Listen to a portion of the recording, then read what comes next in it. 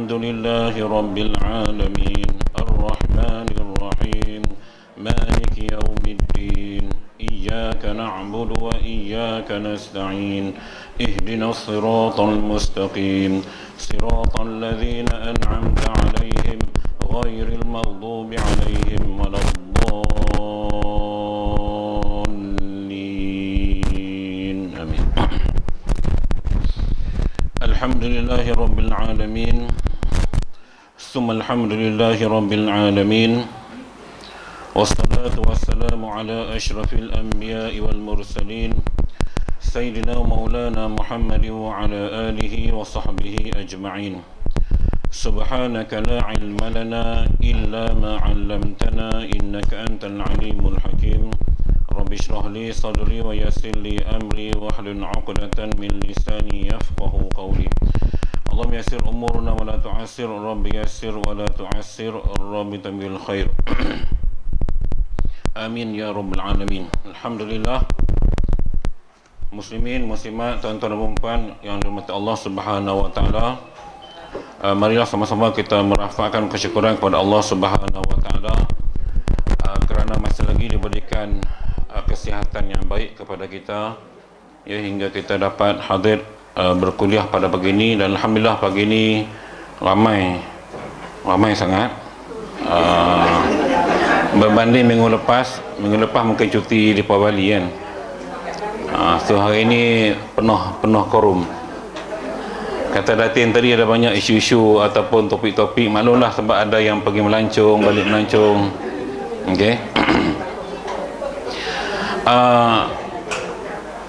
Mungkin untuk kita share bersama, apabila Haji Jamaluddin dengan Haji Fadilah melancong ke Spain, saya percaya mungkin mereka telah melawat Hamra. Pergi tak Haji Hamra?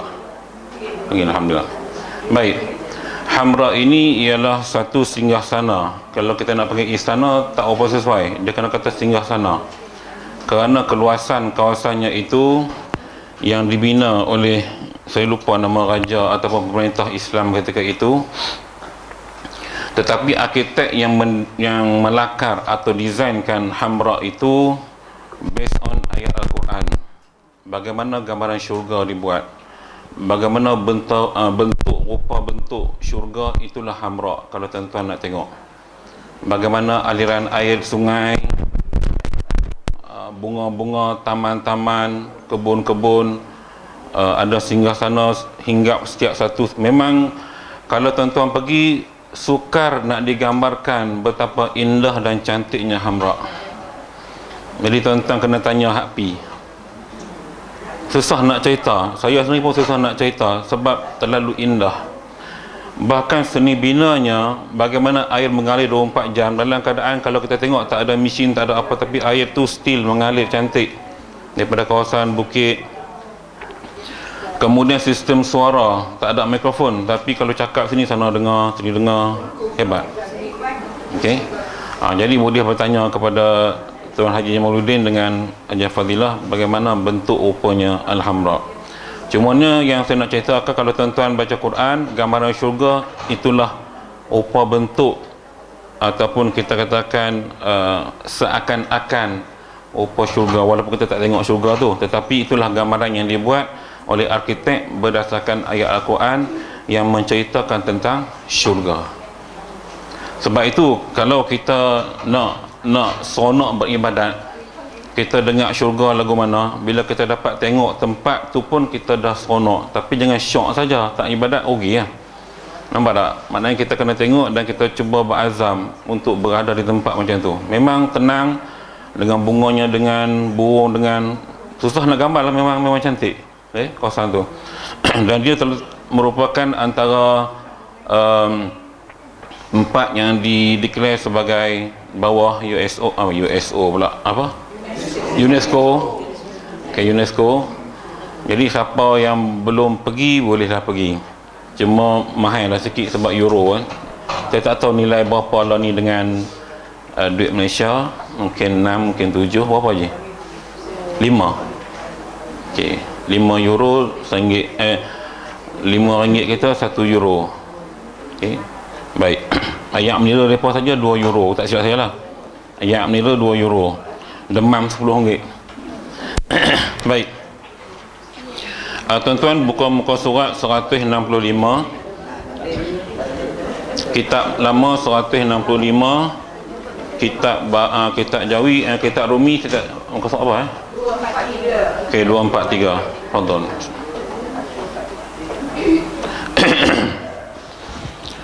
Kita berhenti hari tu, kita tengok baris tengah tu, dan jika ditolak. Yang tengah-tengah tu lah.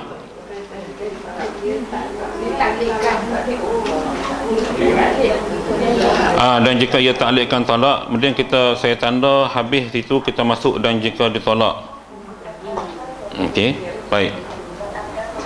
Dan jika ditolak. Baik. Qala al-musannifu rahimahullahu ta'ala wa nafa'na bi'ulumi fi darain. Dan jika ditolak orang yang merdeka akan isterinya, kurang daripada 3 tolak. Jadi orang merdeka, kita lah merdeka, bukan hamba, yang menceraikan isterinya, dia kata kurang daripada 3 talak. Maknanya dia mungkin cerai talak 1, dia mungkin cerai talak 2, dan ia rujuk pula. Maknanya bercerai rujuk balik, atau ia memperbaharukan nikahnya. Habis tempoh edah, duk menyesai, tak sudah-sudah menyesai, Allah rasa ingat ke anak kan, ingat ke pak mentua, ingat ke mak mentua, ingat ke saudara birah apa semua. Jadi dah habis edah, maka nikah balik dengan bini yang sama lah, bukan bini orang lain, bini yang sama. Okey. Dan jikalau kemudian daripada lelaki yang lain sekalipun. Jadi perempuan tadi, tuan-tuan, dia bercerai dengan lelaki ni, lepas itu dia menikah dengan lelaki lain, kemudian bercerai dengan lelaki lain. Okey, cerai dengan lelaki lain, tak habis lagi cerita dia. Nescaya kembali ia dengan barang yang lagi tinggal daripada 3 tolak itu. Baik, faham lagu ni? Jadi kita hak merdeka, bila ceraikan isteri yang kurang daripada talak 3, 1 atau 2, dan bini kita, sama ada kita rujuk balik atau kita nikah semua dengan dia, atau dia menikah dengan orang lain, lepas tu kita nikah tak dengan dia, maka cerai tadi hak 1 tu tinggal lagi 2 nah. Okey, kalau dah cerai 2, tinggal lagi 1, walaupun bini kita tu dah menikah dengan orang lain. Bila kita menikah dengan dia balik, ini untuk kes talak 1, 2, 3, bukan talak bain. Hak talak 3 kali tu lain cerita, saya akan jelas. Dia kira orang yang sama, sebab bila menikah balik, jadi bilangan talak tadi bila dah talak 1, maka tinggal lagi 2. Okey, dah cerai 2, tinggal lagi 1. Ni kena faham gelak.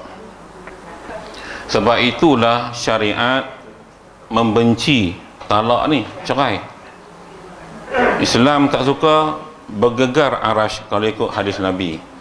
Tapi nak buat gimana? Jodoh ajal maut tangan Tuhan.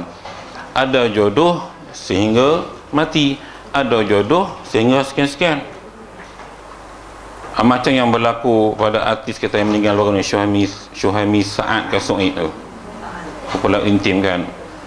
Dia duk sebut kat bini dia daripada awal dia nak hidup sampai umur 43 je, rupanya betul. 43 meninggal dia, tapi itu jodoh dia habis kat situ lah. Dia bukan cerai tapi mati. Okey, mati. Jadi maknanya di sini cerai matilah ya.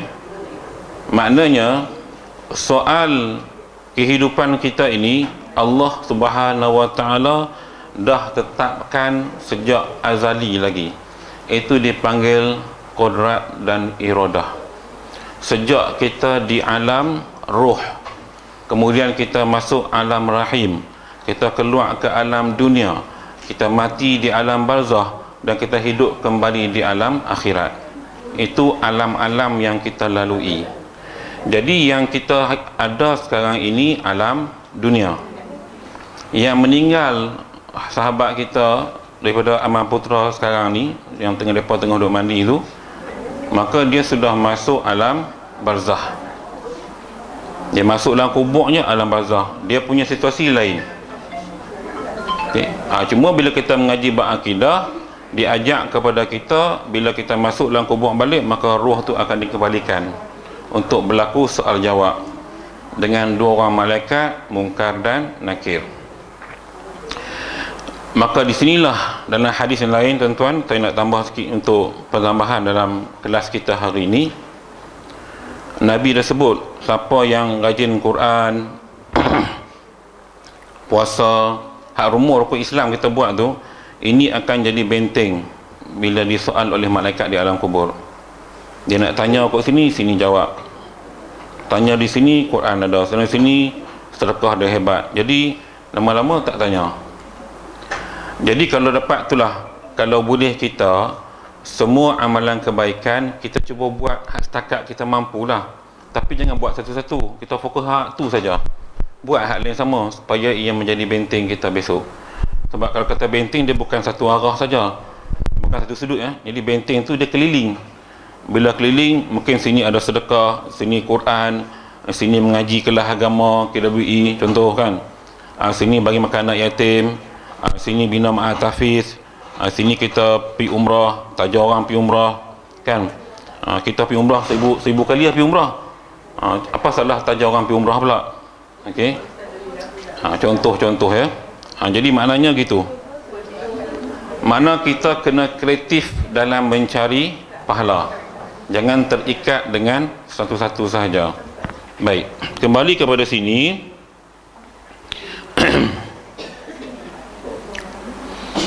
Dan jika tolaknya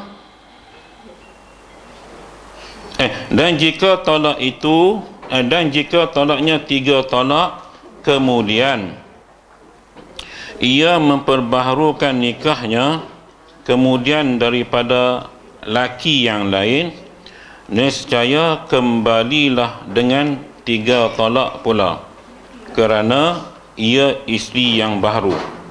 Ni untuk perempuan.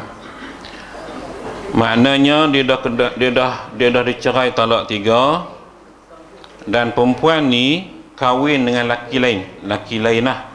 Tak kira lah siapa, mak sempol ke, mak rempit ke, mak cerut ke. Jadi dia ni perempuan tadi dengan laki baru ni kira baru balik. Maknanya dia akan start dengan 3 talak lah yang terkumpul.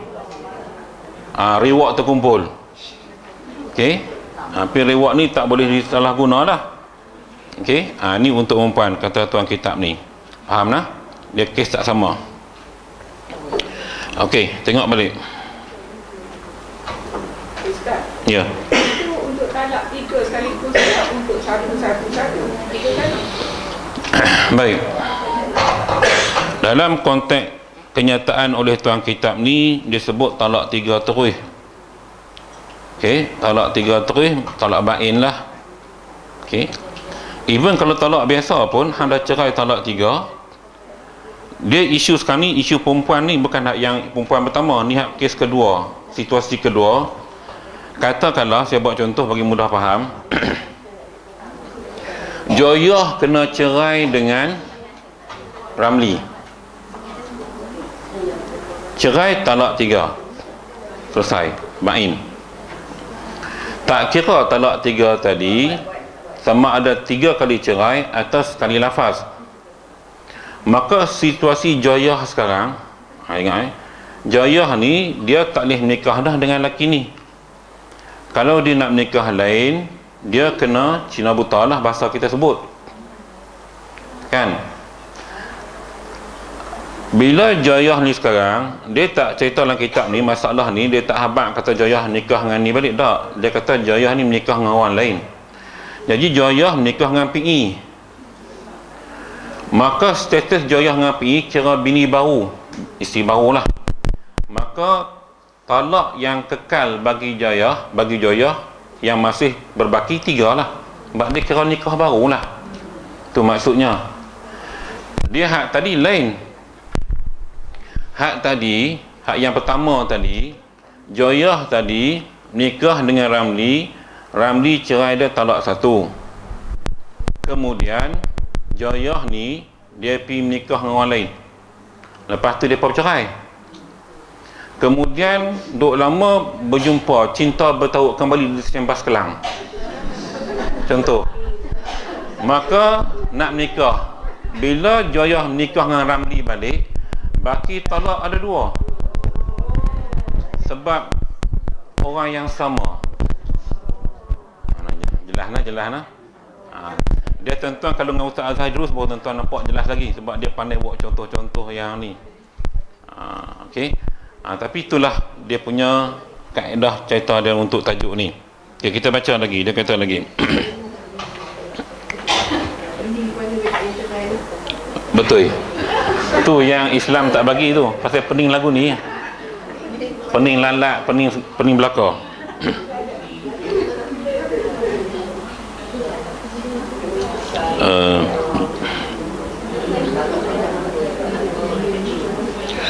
Kerana ia isi yang baru.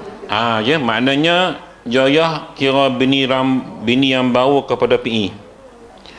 Dan lain daripada orang yang merdeka pada 2 talak, seperti orang yang merdeka pada 3 talak. Sebab tu dia kata tadi, beza hak cerai talak 2 dengan cerai talak 3. Hak talak 2 tadi, bila dia dah bercerai, dia menikah balik dan baki talak 1 lah. Hak talak 3, hang dah bercerai, hang tak boleh menikah lagi dah, kecuali pasangan hang ni, Joyah tadi menikah dengan orang lain, kemudian dia bercerai, baru hang boleh menikah balik. Okey, tu beza kes merdeka, kes kita lah. Jadi nak mudah faham tuan-tuan, hak kita nak mengaji, setakat kita nak mengaji daripada bab talak ni, bab khuluk kan. Kita cuba ingat balik yang khuluk ni sebab bayaran. Cuma secara umumnya penceraian ini walaupun kita nampak tak elok, tapi di Malaysia kadar saya rasa negara yang agak tinggi peratusan perceraian. Okey, pasangan, dan Selangor merupakan negeri yang paling tinggi. Saya berapa data terkini saya tak ada lah, tapi kalau 2022 kurang lebih sebulan saja 100 kes, bukan puluh kes tapi 100 kes Selangor saja. Parah tuan-tuan. Sama ada di kalangan warga Mas ataupun warga Belian. Bawah lagi lah, remaja, muda-muda. Dan kalau kita lihat faktor orang ketiga antara faktor yang mengancam institusi rumah tangga. Ini pun masalah bila terlalu bebas di pejabat, keluar makan.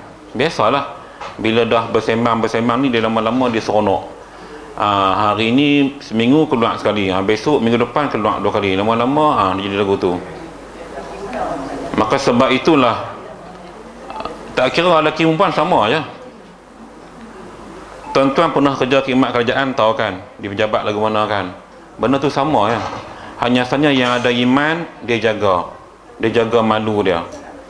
Nak keluar pun keluar 2-3 orang untuk makan sekali, kalau tidak dia tak keluar. Lagu tu lah nak buat guna. Bila syaitan masuk, masalah akan berlaku. Baik.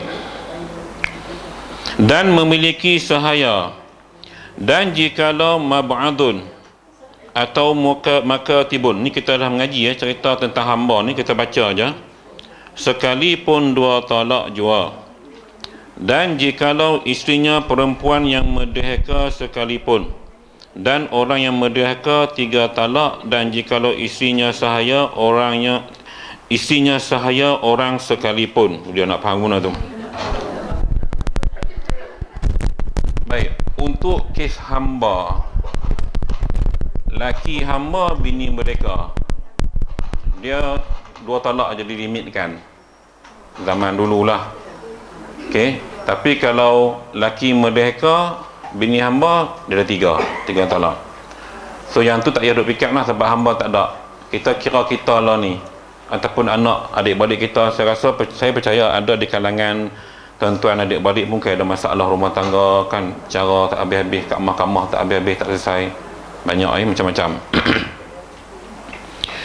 Dan jatuh talak pada sakit matinya. Kalau seandainya dilafazkan cerai oleh suami yang dalam keadaan sakit nak mati, talak jatuh, dia sama macam sihat. Apa poin? Siapa nak ajak dia mengucap? Ini bangang punya laki lah. Cuma dia nak habaq isu jatuh tak jatuh tu, walaupun ketika sakit jatuh. Tetapi mungkin berlaku bila mana dia sakit tetapi tidak dipedulikan oleh isteri. Tuan-tuan bayang begini, bila tuan-tuan berada di katil hospital, waktu melawat, orang pakat mai, kita orang tak mai, rasa lagu mana? Masuk lagi wat,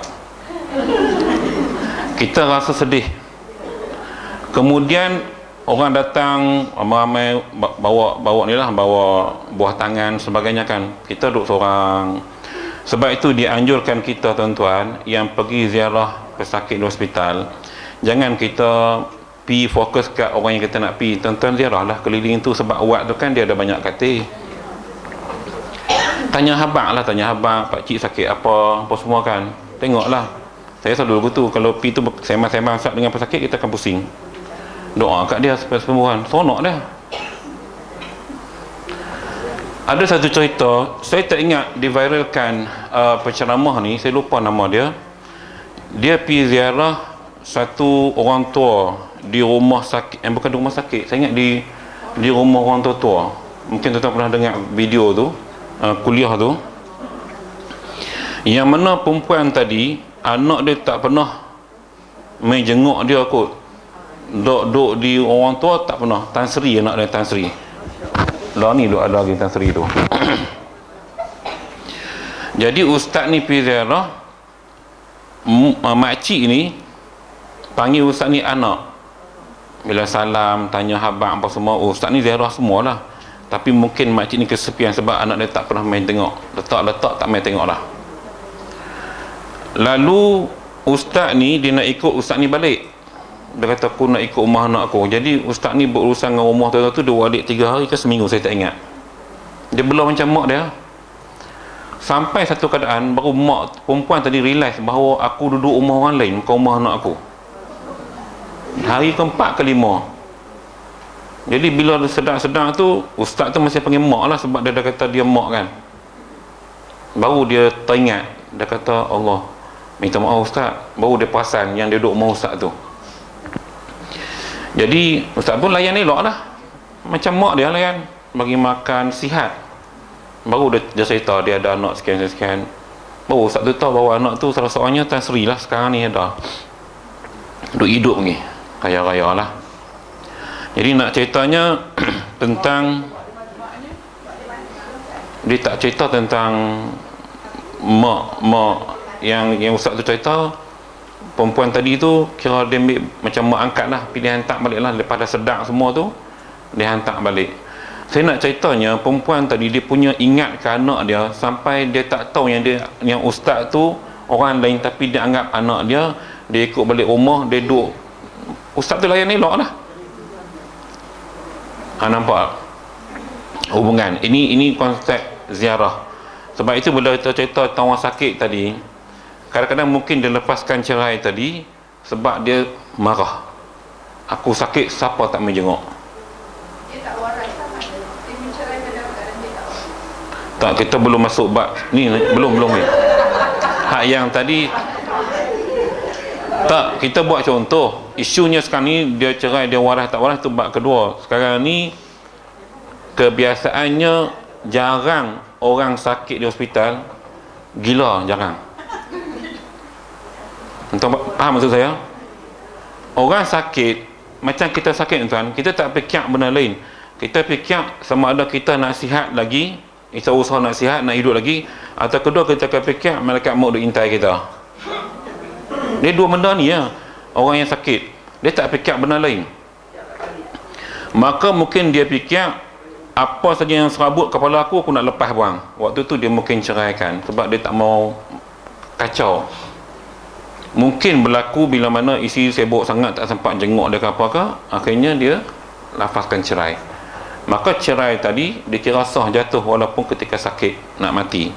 Sakit matinya sakit nak matilah, bukan mati dah tak ada dapat cerai dah. Begitu. Jadi memang ada berlaku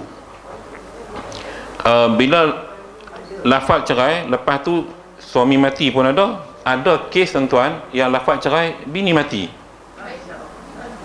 Entah ada kes. Maknanya Allah nak tengok hak sakit tak mati, hak hidup yang mati. Balik melawat laki dia, aksiden. Ni ujian. Jadi dah meninggal, kira cerai mati lah, habis lah, tak boleh nak buat apa lah. Okey. Jadi kita nak abang kata jatuh talak bila sakit. Baik. Maka sebab itulah saya post tadi pagi tadi, law ni kita berdepan dengan satu suasana macam ni tuan-tuan. Ilmu tinggi, adab kurang. Law ni banyak. Teknologi perubatan canggih, penyakit makin banyak.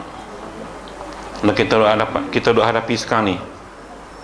Pelik tak pelik, memang pelik kan. Mengaji sampai dapat profesor, tapi cikgu tak boleh nak hormat. Banyak. Tu dunia hari ni. Pelik kan, memang pelik. Tu kita jangan heran, akhir zaman macam-macam benda pelik berlaku. Okey, dunia hari ni. Baik. Dan jatuh talak pada sakit matinya seperti barang yang jatuh talak pada sihatnya. Maknanya sama, tetap berlaku. Dan mempusakai, pusaka, dua laki isteri itu, jika pada iddah talak raj'i, tiada pada iddah talak bain. Tuntutan harta sepencarian. Bila berlaku penceraian, maka kalau cerai iddah raj'i boleh dituntut. Tapi kalau talak bain tak boleh tuntut. Maknanya bini tak dituntut laki, laki tak dituntut bini. Ni harta sepercaya lah, harta pusaka lah, dipanggil harta pusaka lah. Sebab kita lah ni dua-dua makan gaji, melainkan seorang makan gaji, seorang tak makan gaji, itu cerita lain. Sebab itu Islam letakkan nafkah tadi tu. Islam letakkan syarat nafkah tu sebab tanggungjawab asal mencari nafkah suami. Tapi bila bini ngaji cerdik, takkan nak duduk saja di rumah boring. Kecuali kalau dia penulis novel, ada kerja dia buat. Atau penulis cerpen, ada kerja dia buat. Kan? Atau menjahit baju sebagainya. Maka bila dua-dua kerja, beli rumah nama dua-dua, beli kereta nama dua-dua, barang kemas aku nama bini saja. Pasal lelaki tak boleh pakai. Kalau lelaki boleh pakai, mungkin lelaki beli entah nama dia juga. Jadi maknanya bila beli dua-dua dikira harta sepencarian. Jadi bila bercerai, maka boleh tuntut harta tu, mahkamah boleh kira balik sebab ini harta sepencarian. Itu yang dia kata boleh mempusakai. Kalau cerai rujuk, makna kalau cerai iddah raj'i, tidak pada talak bain. Okey. Jadi gini maknanya mungkin satu sudut ada positif pada pihak wanita, tapi yang mungkin negatif bila kena cerai talak 3 lah, sebab tak boleh nak mempusakai antara dua-dua ni. Maka sebab itulah duit nafkah yang isteri terima jangan belanja semua, simpan. Saya ada satu kes, ustazah, laki dia cikgu, pengetua, dia ni penolong kanan, sekolah lain-lain lah. Sebab kami cikgu, jadi cikgu lah ceritanya. Jadi saya satu ketika ustazah tu cerita, dan bila dapat nafkah suami bagi, dia kata cakap aku hang lah, sebab biasalah guru ni kita takkan nak, dia tak panggil cikgu, dia kat aku hang gitulah. Dia kata aku duit ni biasa aku simpan setengah, bimbang juga takut berlaku ke depan kena cerai apa kan. Jadi maknanya Dia bimbang. Jadi duit nafkah tu dia pun mengajak juga. Duit ada, hak laki bagi pun ada, jadi dia simpan. Simpan apa? Sebab dia belanja duit gaji dia, duit nafkah ni dia simpan. Simpan lah akaun tabung haji sebagainya lah. Cuma setakat hari ni tengok mereka bahagia lah. Dia habaq kat saya tu bertahun-tahun yang lepas, tapi hingga hari ni saya nampak bahagia. Sebab dia ustazah, laki dia cikgu biasa lah, pandai jaga rumah tangga. Cuma kita bimbang hak tak pandai. Jadi duit jangan borah lah, tu je. Takut-takut bila berlaku habis, tak ada duit, tak ada kerja, susah. Banyak hari ni tak ada kerja. Dan disyaratkan pada qasad, niat pada niat. Bagi talak itu muqassid oleh suami akan lafaz talak bagi maknanya. Maknanya niat suami memang niat nak cerai bini dia. Okey. Tu sebab dia kata akan lafaz talak bagi makna, dan suami dia tahu bahawa makna talak tu makna cerai. Okey. Dia memang qasad, ada niat nak bercerai. Okey. Maka tiada jatuh talak daripada orang yang menghikayatkan talak orang lain. Seperti dia katanya, berkata si fulan, isteriku tertalak. Okey, baik. Jadi talak tak jatuh kalau hikayat orang lain, dengar daripada orang ketiga. Saya duduk sembang dengan Haji Separi, tiba-tiba mai Haji Yunus, tak tahu ada Yunus ni, tak ada. Mai Haji Yunus cerita kat kami dua. Dia kata mat apalah, mak kebau. Dia kata mak kebau cerai bini dia. Jadi si Yunus ni habaq kat kami berdua. Maka bila dia habaq kat kami berdua, talak tak berlaku sebab hikayat orang lain. So dia ni dia dengar mana dia pun tak tahu, tahu dia dengar lah filem ke apa, kita pun tak tahu. Ya. Talak lah. Talak mak kebau dengan bini dia tu. Sebab yang cerita ni orang lain, hikayat. Dia mesti keluar sah berlaku daripada suami didengar oleh saksi, tapi orang ketiga pihak habaq tak boleh, tak berlaku talak tu. Macam kita dah buat mulut lah.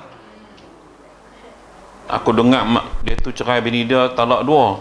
Kita dengar, kita bercerita ke orang ni. Jadi orang yang dengar ni tak boleh hukum kasah lagi. Sebab apa? Betul ke dia dengar? Aku dengar, lagi parah aku difahamkan. Lagi pening. Ayat tu cukup pening tuan-tuan. Ayat difahamkan, saya dimaklumkan, itu payah. Sebab siapa maklum pun tak tahu. Sebab tu Islam dia nak strict. Mana memang suami yang kena lafaz, kena dengar betul-betul. Jadi kalau hakim dengar, sebab tu kita di Malaysia kena naik mahkamah. Dia tak boleh ni, dia mesti kena naik di mahkamah. Kena lafaz semula depan hakim atau depan qadhi, baru jadi. Sebab tu kita tak mau benda tu main-main. Kalau tidak, jenuh lah buat main habis orang. Okey, jaga tu. Ustaz, kalau diceraikan, lepas tu dia pergi mahkamah, apa ni, suruh lapas sekali lagi. Lepas tu dia tukar fikiran. Adakah yang diceraikan itu dianggap sebagai sudah cerai atau tidak? Okey.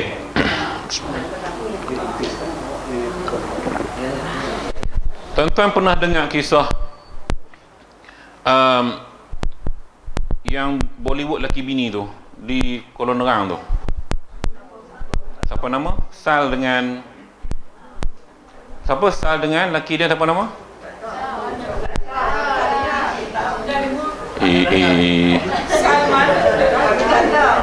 Depa ni rajin buat majlis kenduri, depa jadi DJ, depa nyanyi lagu Hindustan. Baik.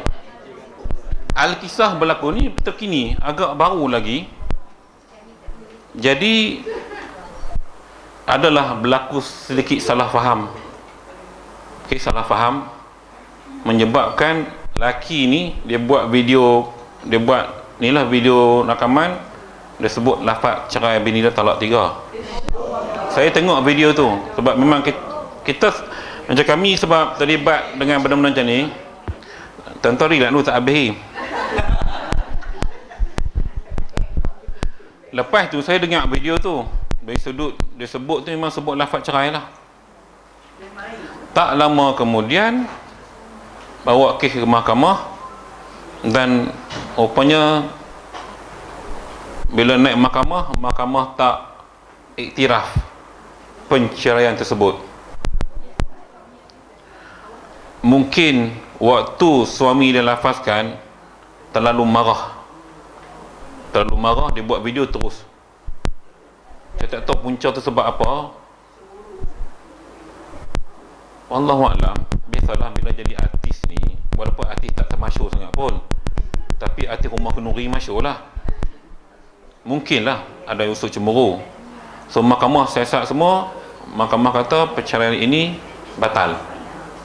Sebila batal, mereka boleh baik balik. Jadi mahkamah yang kuasa memutus, whatever pun mahkamah. Sebab apabila berlaku apa-apa, mahkamah akan tanya balik tu, hang kena paksa ke? Waktu hang cerai ni hang duduk lagu mana, duduk lah bilik ayah angkat, hang marah kat dia ke apa ke? Dia akan soal habis. Okey, sekarang baru lafaz, baru pakai mahkamah punya. Yang ni tak pakai. Kalau kata dia nak tarik balik pun waktu tu, waktu perbicaraan tu.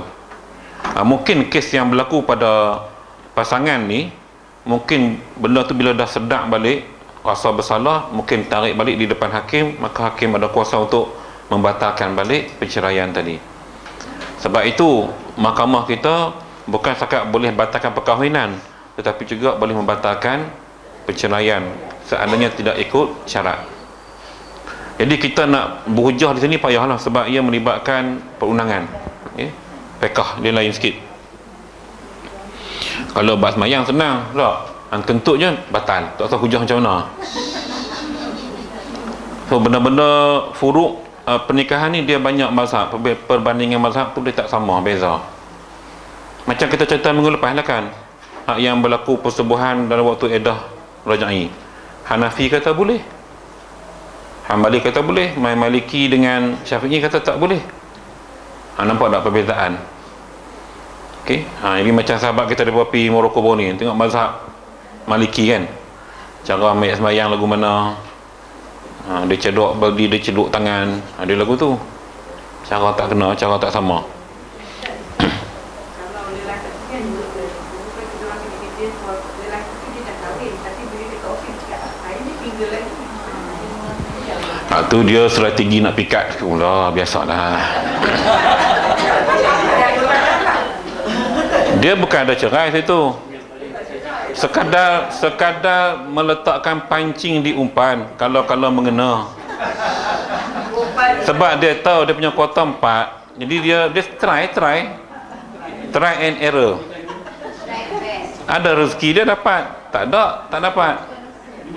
Sebab pasport dia untuk berkahwin, undang-undang kita di Malaysia, kalau mengaku bujang cepat positif. Kalau mengaku duda atau dah berkahwin, mungkin agak lambat penerimaan tu. Ada satu orang, saya cerita sebab banyak kes saya duk kenalikan kan. Baru ni ada janda mai jumpa saya lah, dia bercerai, duduk di Pucang Utama. Lama dah bercerai. Saya tanya dia, saya kata tak ada ke orang berminat? Dia kata ada ustaz, tapi semua nak buat nombor 2. Ada ramai, dia lah orang pun segak juga. Dia kata ada ustaz, tapi semua nak buat nombor 2. Saya tak mau, dia kata, sebab saya dah rasa perik nombor 1 rasa lagu mana. Sebab dia diceraikan pun sebab lelaki dia main ialah kahwin lain. Jadi maknanya nak ceritanya, ada orang boleh terima, ada orang tak boleh terima. Okay. Jadi kena faham dia elok lah. Kalau macam Ustaz Azrul semua, dia orang sebab nak test ilmu tu, so dia kahwin 4. Tapi bila nak raya macam perang gerila. Tu kena hadapi ya. Okay. Maka kalau tak sanggup, fawahidah nah, seorang sudah cukup. Baik. Dan tiada jatuh talak daripada orang yang jahil akal maknanya, dan jika ia niatkan maknanya sekalipun. Talak tak berlaku juga kalau yang lafaz tadi orang yang jahil makna, dia tak tahu apa makna cerai, memang jenis dungu betul lah kot laki dia ni. Dia boleh buat main goto, dia tak tahu, jadi tak berlaku. Boleh jadi kes yang artis tadi, saya rasa yang alasan kedua ni yang mahkamah membatalkan, kerana saya lihat secara zahiriah memang mereka bukan ada ilmu agama yang tinggi. Seronok menyanyi, kira seronok menyanyi. Kalau lagu Hindustan semua mereka hafal, mereka boleh buat semua. Kami di sebelah sana, kalau setengah yang peminat, yang tuan rumah tu bayar-bayar tuan-tuan, memang mereka panggil mereka ni lah jadi DJ. Lagu lain tak ada, lagu Hindustan semua. So hak peminat-peminat Hema Malini, Jatinda, apa nama, hak dulu-dulu lah punya zaman dulu ni, memang seronok lah.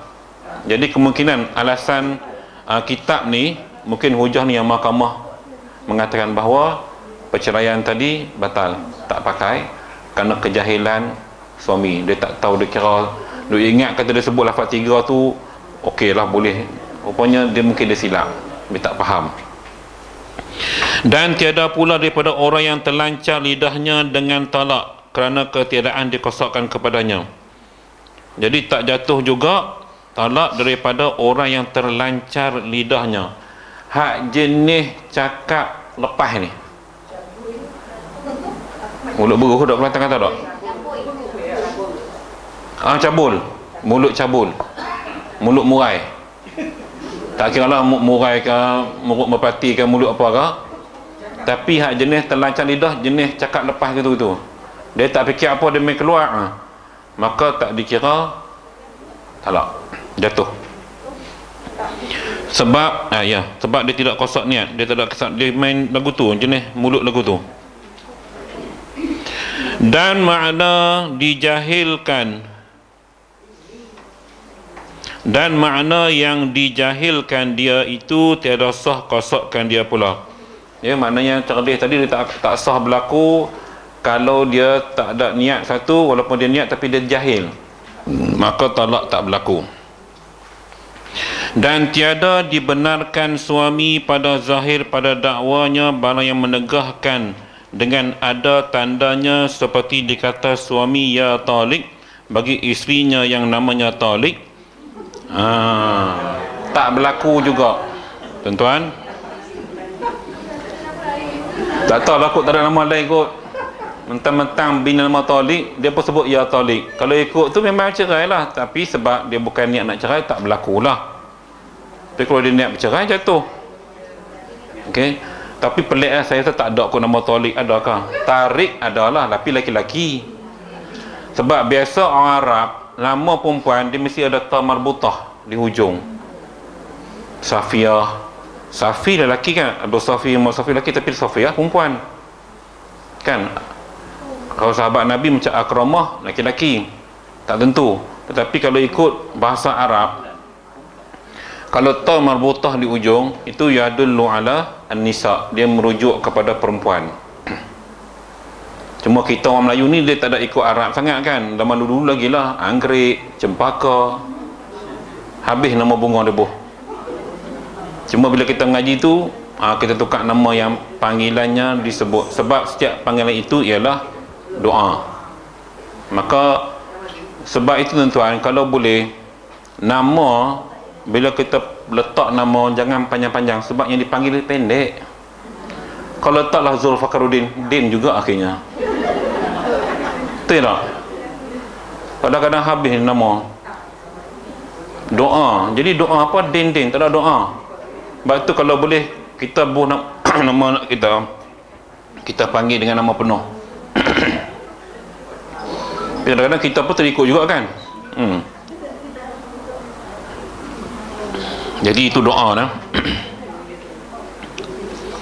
Dan tiada dikosakkan talak, maka tiada jatuh talaknya kerana ditanggungkan atas seruan. Maka jika dikosakkan talak, jatuhlah talaknya. Ya, kalau dia niat nak talak, jatuhlah. Dan seperti dikata suami ya talik bagi isinya yang namanya talik atau talib atau talik. Dan dikatanya berkehendak aku menyerunya, maka berpaling huruf, maka bahwasanya dibenarkan dia pada dakwanya dan tiada jatuh talaknya kerana nyata tandanya. Maka jika tiada dikatanya yang demikian itu nescaya jatuh talaknya. Jadi maknanya kita boleh senang faham apa saja lafaz cerai yang dilafazkan oleh suami kepada isteri tadi harus disertai dengan qasad, iaitu niat. Dan dia niat baru jatuh talak, tak niat tak jatuh. Cuma untuk topik ni yang kita bincang ni, isu sebab nama tu sama, talik, dia panggil ya talik, habislah. Tapi sebab nama, jadi maka nama tak dikira di sini. Dan jika berkata-kata suami akan isteri dengan talak itu bergurau-gurau, ni dengar gelak, dengan bahawa ia kosakkan lafaz jua, tiada dikosakkan makna. Dia sebut gitu-gitu, dia tak ada kosak pun. Atau kerana bermain-main dengan bahawa tiada dikosak sesuatu, atau sangkakan isinya perempuan yang ajnabiah seperti di dalam kalam, dalam filem, atau di belakang dinding, di belakang tabir ke, jatuh talaknya. Tu hukum dia. Pada segala yang tersebut kerana kosaknya akan talak dan ia jatuhkan dia pada tempatnya. Tempatnya ialah sebab ada bini depan dia. Sebab tu yang Nabi sebut bergurau senda berlakon tak boleh. Sebab orang yang kita lafaz cara itu, isteri itu memang orang tu ada depan kita. Tak kira hang sebut balik dinding ke, dia duduk balik ni ke, tapi orang tu ada, maka tak boleh buat gurau-gurau. Yang tadi kes lain tuan-tuan, yang tadi kes bengong, bini suami bengong lain, suami jahil lain. Tapi hak ni dia cerdik, dia tahu, dan dia buat main-main, dia buat gurau senda, maka jatuh. Kan dulu Ustaz Abu Hasanuddin pernah menegur pelakon, saya tak ingat nama pelakon tersebut, yang berlakon laki bini yang melafazkan adegan cerai, lalu jatuh talak. Sejak hari itulah Finas ataupun lembaga filem ni dia dah tapih supaya tak berlaku adegan ataupun dialog lakonan yang melibatkan suami isteri yang di luarnya laki bini dalam tak payah. Kalau berlakon pun atas macam ibu ayah duduk di kampung, tu lain. Sebab ini bahaya, kerana kalau tersebut menyebabkan ia jatuh walaupun dalam lakonan, walaupun dalam gurauan. Ingat tu.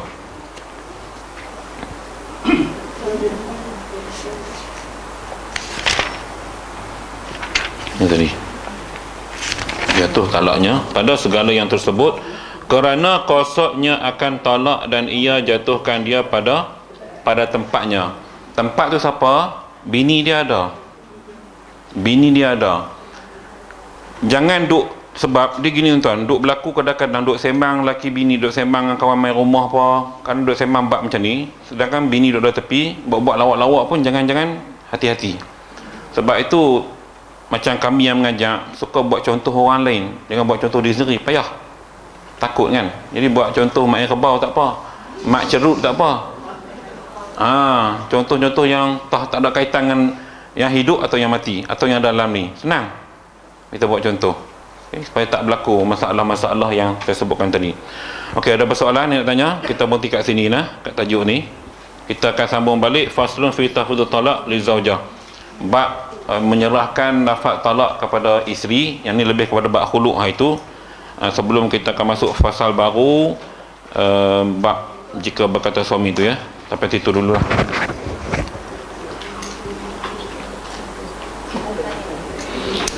Ada apa nak tanya? Ya. Tak ada. Tengok dia macam tu kan. Rupanya kawan nak senaman. Nak senaman. Allahu Akbar. Ustaz, betulan ke sengaja tu? Cawan dengan baju tu. Saya tak tahu, dah ada cawan ni, baju saya pakai baju ni ya. Saya tak terkejut, saya terkejut ayat ni sebab daripada Sibu tu saya pelik. Sibu Sarawak. Air bawa tadi Ustaz. Air bawa tadi. Kita orang ada family day. Dia buat batu.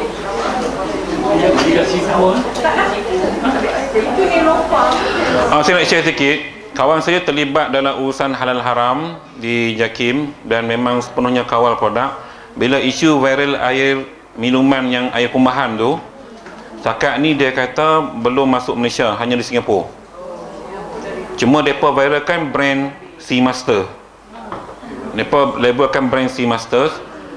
Cuma dia kata setakat ni dalam pemantauan JAKIM, bahagian ni dia kata belum masuk Malaysia. Tak tahulah kalau masuk melalui lorong lain. Sebab di Singapura memang air kumbahan dibuat air minuman. Sebab itu tuan-tuan, kalau tuan-tuan nak ambil air ni, ambil yang botol biru dengan hijau nah, atau warna selain warna putih. Kalau kita sini tak apalah, sebab dia proses pada air paip. Takut-takut hak mai daripada negara luar. Sebab tu kalau pergi luar negara macam IGP, mana ada air ni? Tak ada, mereka semua botol biru. Air putih negara luar tak jual, Malaysia jual. Sebab dia tidak ada sebarang energi apa, tak ada, dia kosong gitu ya. Tak ada mineral, tak ada pH. Jadi ambil sama ada air gau. Kalau minuman nak minum air gau ataupun air mineral, botol biru atau botol hijau. So yang ni tak boleh lah ya. Tapi kalau tengok ada dia punya ni Singapura je, tuan-tuan kena hati-hati. Takut makan air kumahan, nanya kita. Dia punya benak mengaji siapa ketua. Wallahu alam. Yang baik daripada Allah Subhanahu wa taala, dan tidak baik itu datang daripada kelemahan yang ada pada diri sendiri. Tayyadahnya billahi taufiq wal hidayah. Assalamualaikum warahmatullahi wabarakatuh. Bismillahirrahmanirrahim. Alhamdulillahirabbil alamin, wassalatu wassalamu ala rasulillahil karim wa ala alihi wa sahbihi ajma'in. Allahumma ja'al jam'ana hadha jam'an marhuma wa tafarruqna min ba'di tafarruqan ma'suma. Allahumma sur ikhwanal muslimin wa tad'afin al muhajirin wal mujahidin fi Palestin. Allahumma ya muhawwil al ahwal hawwil 'alaihim wa ahdil Palestin ila ahsanil hal.